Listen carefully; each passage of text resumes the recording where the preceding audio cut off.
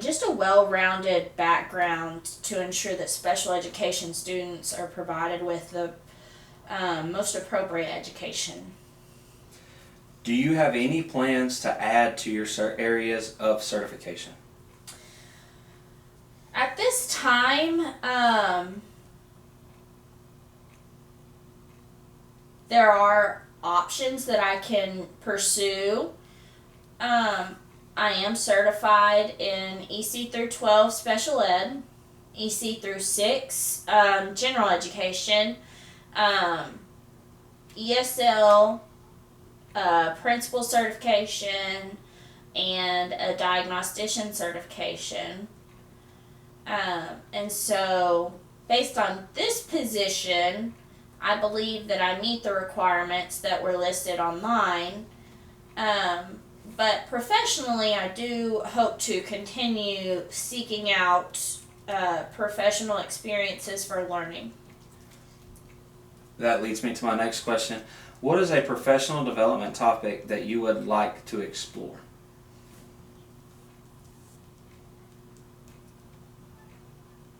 Would I be the presenter or an attendee? An attendee.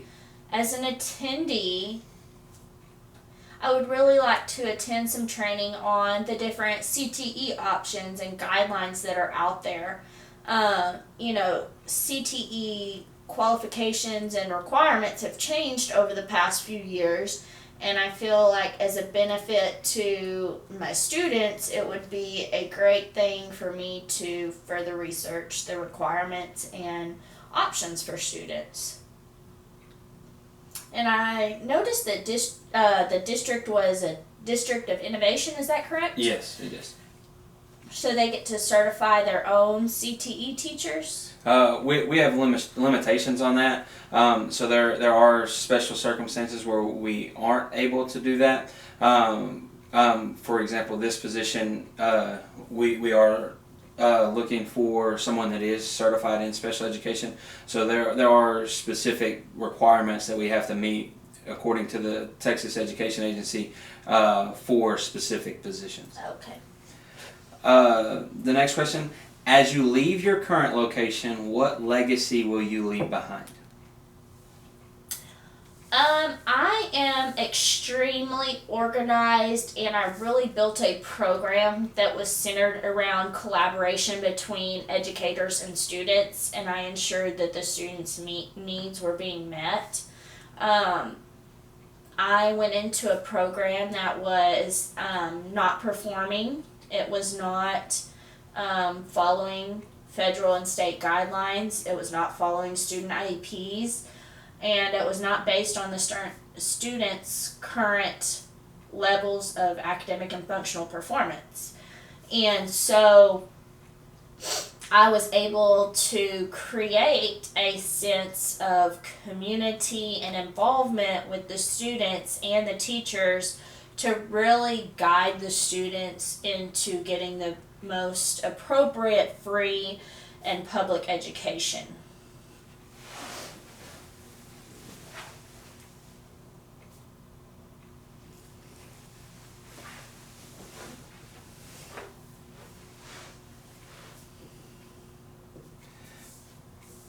Okay.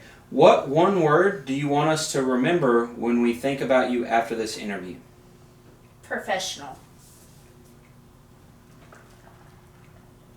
Can you elaborate on why you chose professional? I feel that students need to have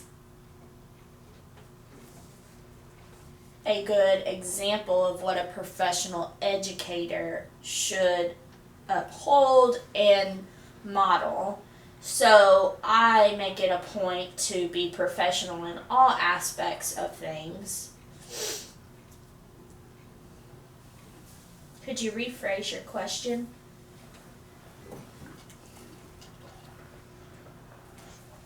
Yes. Why would you want us to remember, or how would you want us to remember you as a professional when you leave from this interview here today?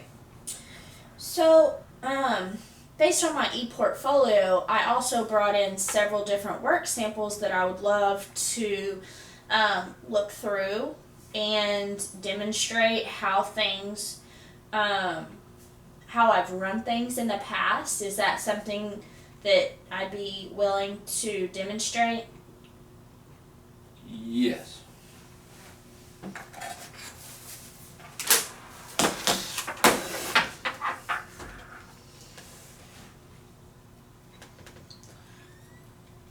So this is also linked on my resume, and I have worked on creating an e-portfolio that demonstrates some of my main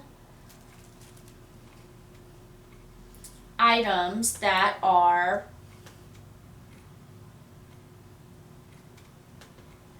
really kind of my proud moments of what all my different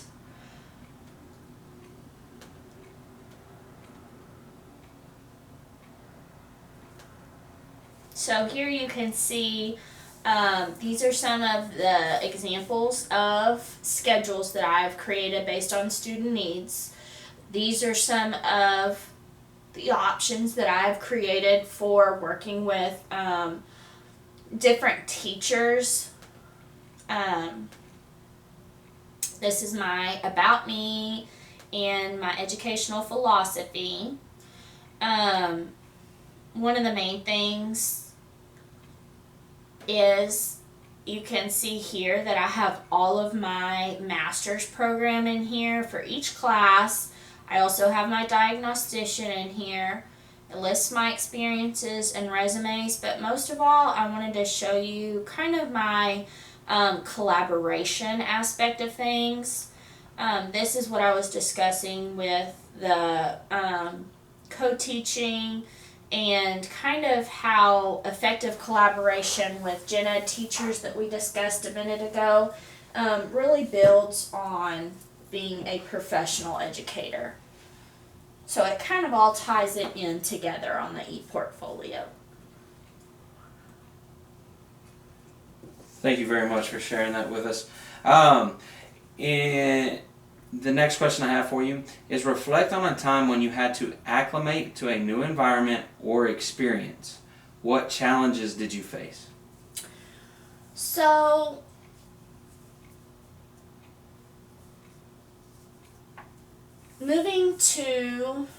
we began our career in Tenahall, and then we went to spend a year in Refugio, and the climate and the cultural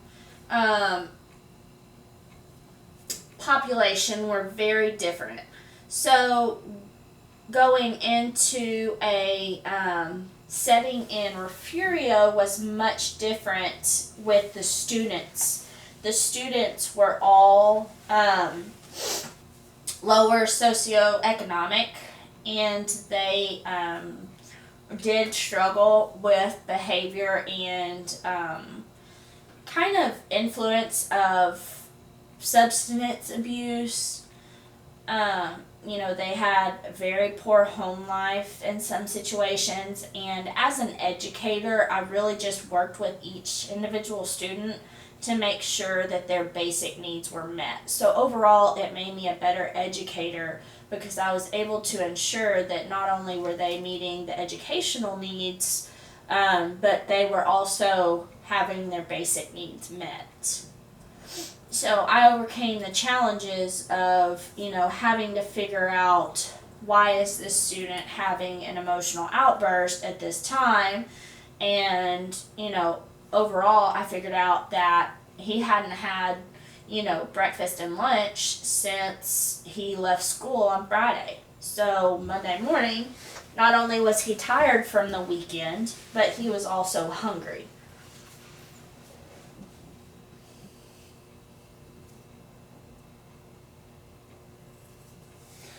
Alright. How have you established procedures and rules to promote a positive learning environment in your class? Oh, let me show you this. So on my ePortfolio, I have an example of what my classroom experiences look like. Right here, I have the acronym LEARN again, which is where we really focus on their aspects of the learning process. So L is that they listen. E is that they are engaged. A is that they are assessing their level. R is that they are respectful. And N is that they are,